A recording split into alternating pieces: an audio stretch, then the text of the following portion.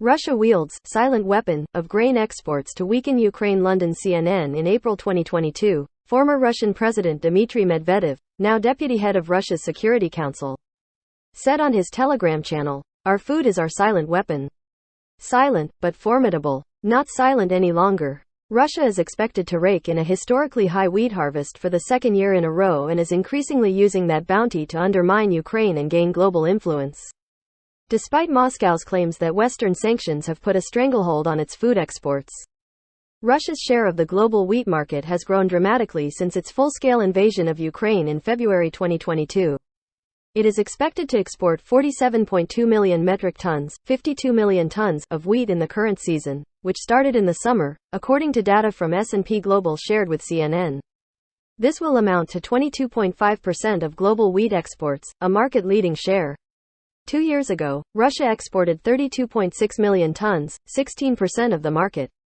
In the same period, Ukraine's share of global wheat exports has shrunk from 9% to an expected level of a little over 6% for this season. Moscow's words and actions suggest a determination to strip Ukraine of its position as one of the world's top wheat exporters, constraining its economy and, by extension, its war-fighting potential. "Our country has the capacity to replace Ukrainian grain, both commercially and as free aid to needy countries," Russian President Vladimir Putin said at the summit of the BRICS group of developing nations in late August. Those comments came just a few weeks after Russia pulled out of the Black Sea Grain Initiative, which had ensured the safe passage of ships carrying grain from Ukrainian ports. Since the deal's collapse, Moscow has stepped up military attacks on Ukraine's export facilities. The attacks have damaged grain silos and infrastructure both at Ukraine's seaports and its Danube River ports, which provide an important alternative route for exports and serve no military purpose. They are aiming to completely wipe out Ukraine's agriculture sector, Caitlin Welsh, director of the Global Food and Water Security Program at the Center for Strategic and International Studies, told CNN. Doing so would be a big prize for Moscow, given the importance of agriculture to Ukraine's economy. Before the invasion, the sector accounted for 11% of the country's gross domestic product. Ukraine's grain exports are vital to its economy and to feed the world, Bridget A. Brink, the U.S. ambassador to Ukraine, wrote Monday on X, formerly known as Twitter. "Wheat is soft power, yet experts say there is more to Russia's actions than waging economic warfare on its neighbor.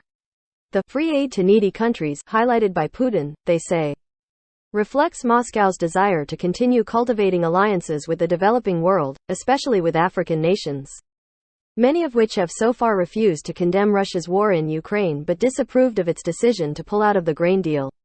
It's more about PR than genuine generosity, though," according to Andrei Sizov, who runs Sov Econ, a consultancy for the wheat and corn industries.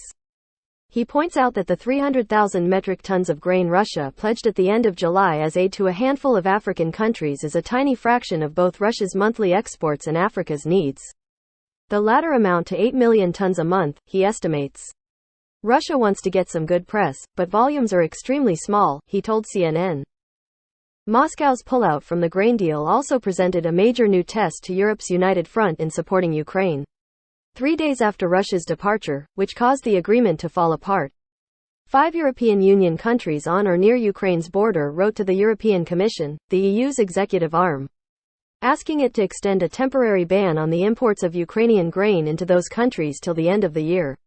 Those nations, including Poland, feared they would otherwise be inundated with Ukrainian grain as more of it would now be exported over land to Ukraine's neighbors and near neighbors and, as happened before the EU blocked the shipments, some of the grain meant to be in transit could end up being sold in those countries. This, in turn, threatened the livelihoods of local farmers.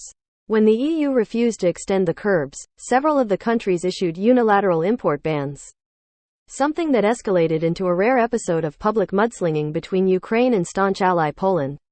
Russia benefits from the potential disunity, Welsh said, and also from the drain on EU resources as the EU is supporting alternative routes for Ukraine's grain. Tensions between Ukraine and Poland have since eased. Falling prices. Russia's wheat exports are hitting all-time highs.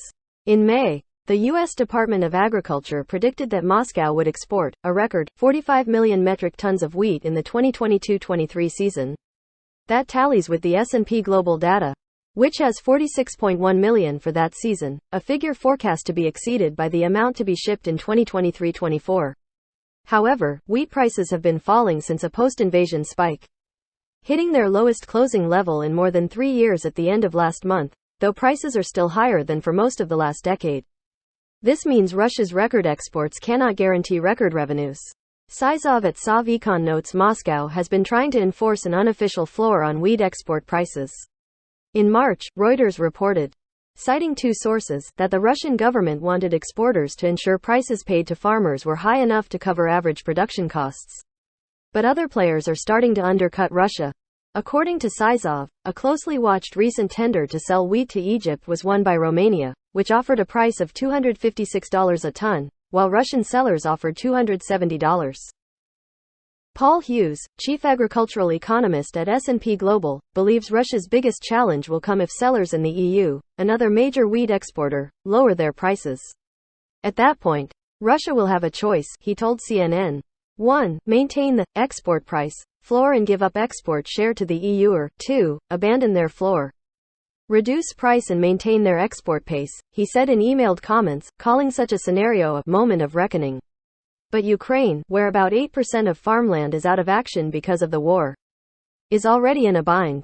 S&P Global expects its wheat exports to fall by 3.7 million tons to 13.4 million in 2023-24, the lowest in 9 years. And a significant reduction in the global wheat supply could yet lift prices, suggests Welsh. Ukraine starts to harvest its crops late summer into fall and it exports its crops November, December, January, February, she said. So if Ukraine continues to have only limited access to its ports as its export season ramps up, that's where you could see greater impacts on global markets. And if wheat prices rise, Russia will be well placed to reap the benefits. Subscribe this channel Capital Economy. Bye.